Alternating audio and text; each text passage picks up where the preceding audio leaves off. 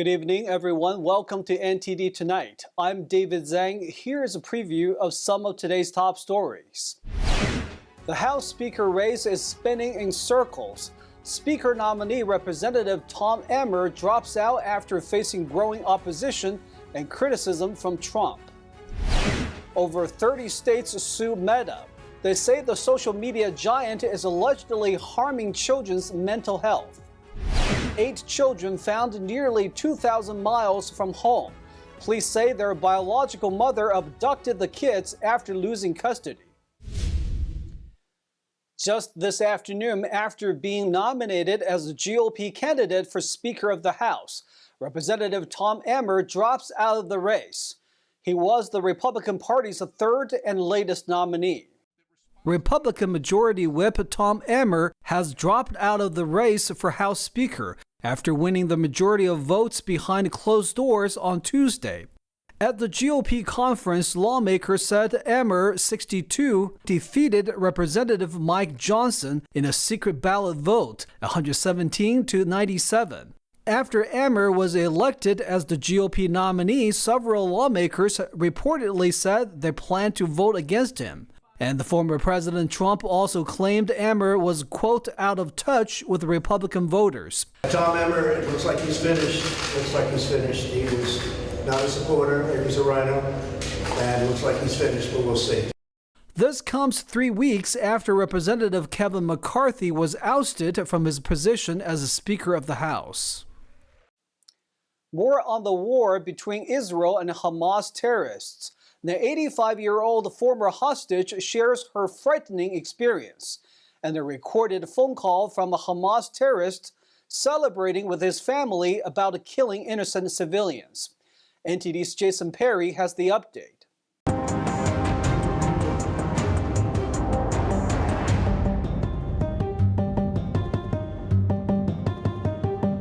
One of the 2 hostages released by Hamas terrorists on Monday met with reporters on Tuesday. To tell you the truth, I've been through hell. On the way, when I was lying on the motorbike, I was lying on my side with my legs here and my body there.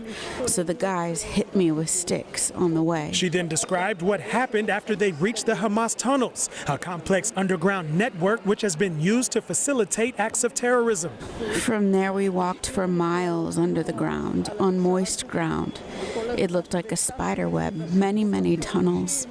We reached a hall where we gathered, some 25 people. We had guards and a paramedic with us. A doctor also came, and he made sure that we were given some pills, more or less, medical pills. Family members of the other 200-plus hostages are still experiencing deep emotional pain.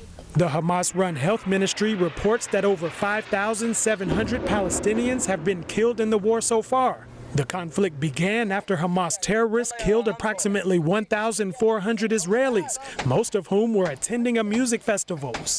On Tuesday, the Israeli Defense Forces released what they describe as a recorded conversation between a Hamas terrorist and his family members. قاعد بكلمك من جوال يهودية قتلتها وقتلت جوزها 10 فيديو قتلت 10 يما ابن تفضل يما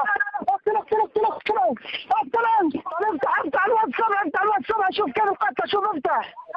This phone call was also played on Tuesday at the United Nations Security Council. Secretary of State Antony Blinken also addressed the Security Council and gave this warning, which comes after 13 different attacks on U.S. troops in the Middle East in the past week, according to the Pentagon. The United States does not seek conflict with Iran.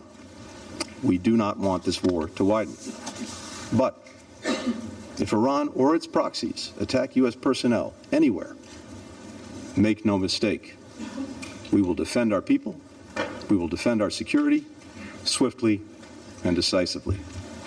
The war between Israel and Hamas continues to draw attention from other countries. On Tuesday, French President Emmanuel Macron met with Israeli Prime Minister Benjamin Netanyahu. Macron suggested that the international coalition currently fighting against ISIS terrorists should fight against Hamas terrorists as well. Jason Perry, NTD News.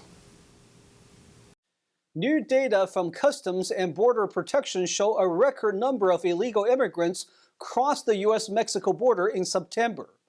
The report also included encounters with non-citizens on a terrorist watch list. The latest CBP data updated on Saturday shows that in the month of September, nearly 270,000 illegal immigrants were encountered at the southern border, the highest ever recorded in a single month. Since President Biden took office, CBP agents arrested over 7 million people crossing the border illegally between ports of entry. The federal report shows from the 12-month period of October 2022 to September this year, Border Protection has encountered 172 non-citizens that were on the terrorist watch list. Over 35,000 encounters were non-U.S. citizens convicted of crime.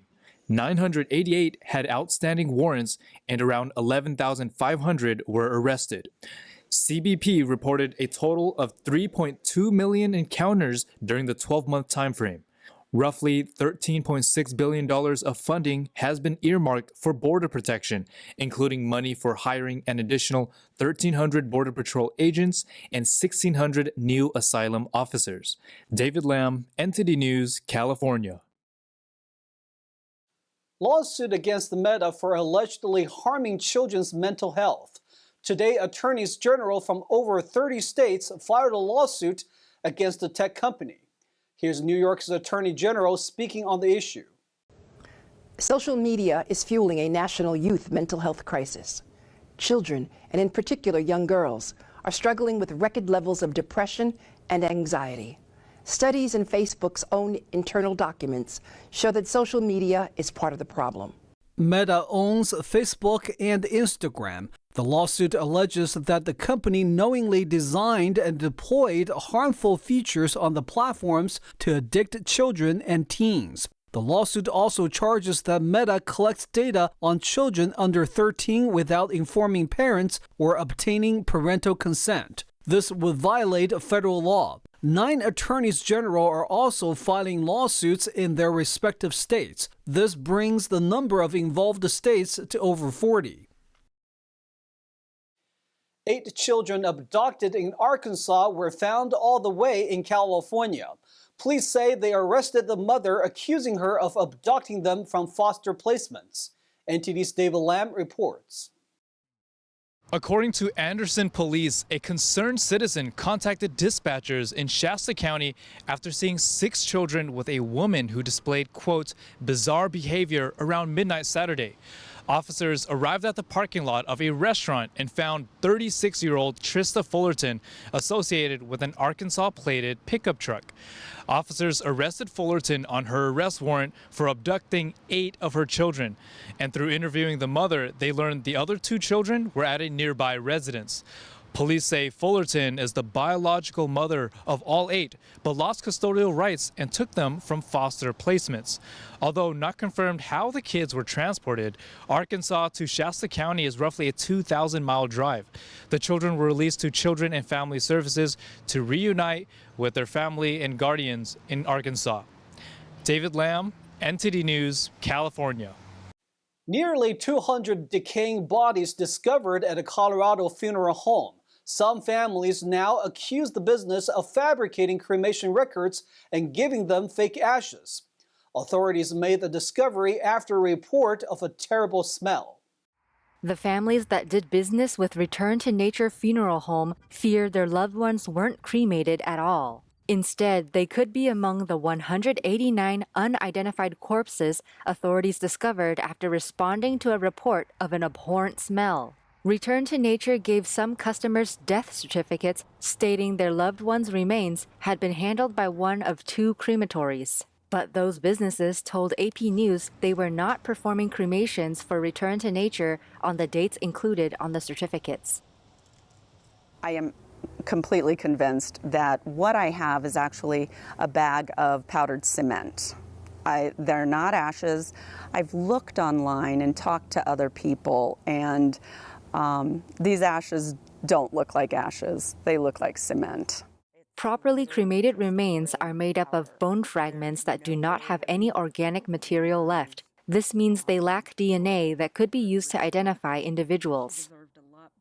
It's unspeakable.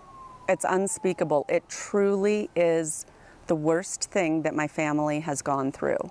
Her death was hard enough because we're a very close and tight-knit family. And then this popped up, and it put me way back farther than I was right after my mother passed, and trying to heal from that, and the trauma of that, and the trauma of knowing that someone did this to your loved one. None of the families received an identification tag or certificate to ensure the cremations were authentic. No arrests have been made. Law enforcement officials have said Return to Nature's owners are cooperating with investigators. Our extensive coordination efforts focus not only on the identification of decedents, but also focus on providing notifications to ensure that families are given accurate information to prevent further victimization as they continue to grieve for their loved ones. Potential charges under Colorado law could include misdemeanor violations of mortuary regulations and misdemeanor fraud. Each body could result in separate charges, meaning potential fees topping $1 million. The maximum consecutive sentence for misdemeanors is 2 years in jail. A young woman from Iowa fabricated a cancer battle, deceiving hundreds and soliciting donations through social media. She avoids prison, but the judge still sentences her to a hefty punishment. Here's NTD's Stephanie Sikal with the details. A 20-year-old Iowa woman, Madison Rousseau, has avoided prison for falsely claiming to have cancer and collecting donations. She documented her fabricated agony on social media. Instead, she now receives probation for 3 years and a suspended 10-year sentence. If she stays out of trouble during her 3 years of probation, she will remain free. Rousseau pleaded guilty to first-degree theft in June, but the judge declined to annul her conviction upon probation completion. Her sentence also includes 100 hours of community service, and she has already repaid the restitution, while GoFundMe issued refunds to donors. Rousseau's fraudulent scheme deceived over 400 people. She admitted to creating the false story to draw attention from her troubled family and expressed remorse in court. The deception came to light when medical professionals noticed inconsistencies in her story, leading to her arrest in January. Stephanie Sikal, NTD News. We'll take a short break now, everybody, but here's a look at what we have for you when we come back. Texas no longer the top destination for Californians moving out of the state. We'll take a look at where people are now looking to relocate. The world's oldest dog passes away. He lived to be 31-year-old on a farm in Portugal. A former NBA All-Star retires. He is best known for winning the championships with the Golden State Warriors. Those stories and more coming up on NTD Tonight.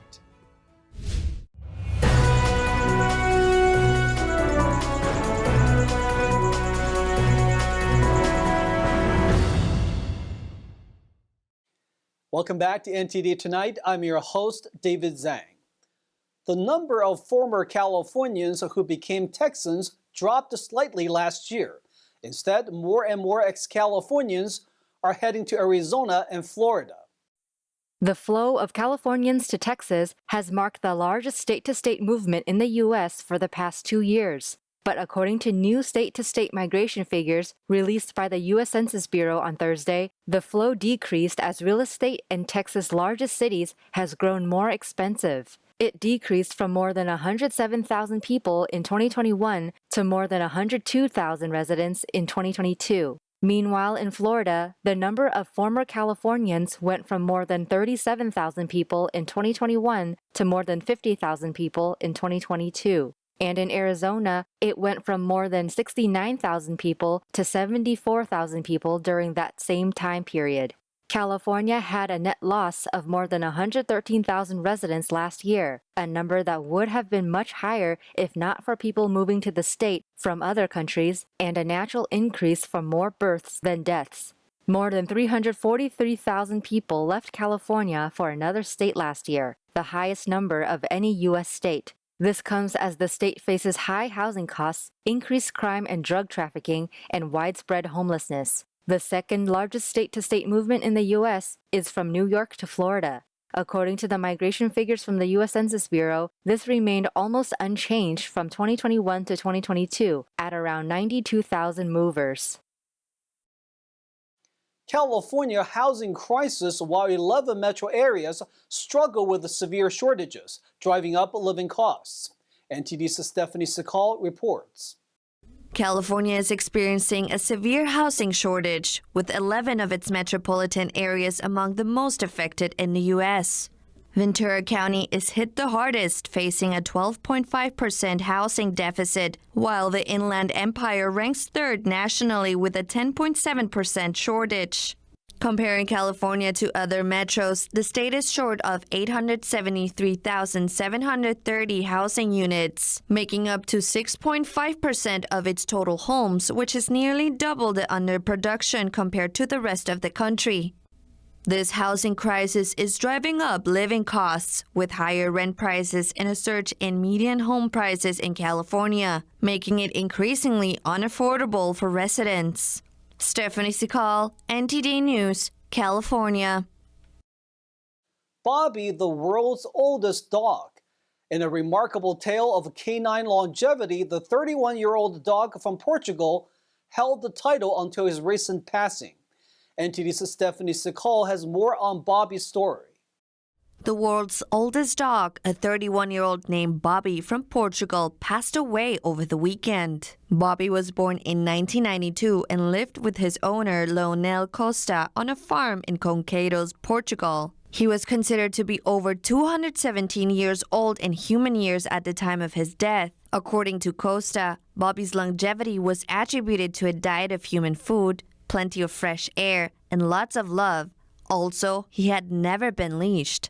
Bobby broke the Guinness World Record earlier this year. It's a record previously held by an Australian cattle dog named Bluey, who had the record for nearly a century. Guinness World Records expressed their condolences, stating that Bobby lived for 31 years and 165 days before passing away. Bobby was a pure breed Rafeiro do Alentejo, a Portuguese dog breed with an average life expectancy of 10 to 14 years. Stephanie Sakal, NTD News, California. Disneyland is about to get even more magical as they unveil plans for a new hotel set to open its doors early next year. NTD's Christina Corona has more on the update. Disney officials revealed Monday that the conversion of Disneyland's Paradise Pier Hotel into a Pixar-themed establishment will be finalized and ready to welcome guests on January 30th, 2024. The Pixar Place Hotel will be the first fully Pixar-themed hotel in the United States. Disney also released artist renderings of the hotel's guest rooms and lobby. According to Disney, Pixar Place Hotel will evoke the inspiration and humor that goes into every Pixar film while celebrating the artistic process. Showcasing early sketches to finished design, the art and decor will highlight vibrant Pixar stories, revealing some never-before-seen artwork. Disney officials highlighted that the hotel already features certain Pixar-themed elements, including outdoor fire pits designed to resemble fiery Pixar characters, and the Store-E retail shop. Christina Corona, NTD News, California. Andre Iguodala, most well-known for winning NBA championships with the Warriors, says he's retiring. NTD's Tyler Castillo has this update with more sports news around the nation. Andre Iguodala has been in the NBA for 19 seasons, and he has recently just announced his retirement. He has played a total of 1,231 games between the Philadelphia 76ers, Denver Nuggets, the Miami Heat, and of course the Golden State Warriors. Iguodala, of course, won 4 NBA championships, all with the Warriors. Joe Jacob has stated that they are looking to retire Iguodala's jersey number, which is number 9, and send it to the Raptors. 49ers running back Christian McCaffrey broke a NFL record Monday when the Niners played against the Vikings. Despite the 49ers' second straight loss, McCaffrey scored 2 touchdowns. This accomplishment allowed him to score at least 1 scrimmage touchdown in 16 straight games, which includes playoffs. This is an NFL record. Earlier this season, we discussed how he broke a 49ers franchise record by beating Jerry Rice's most games straight with a touchdown. Now it is an NFL record.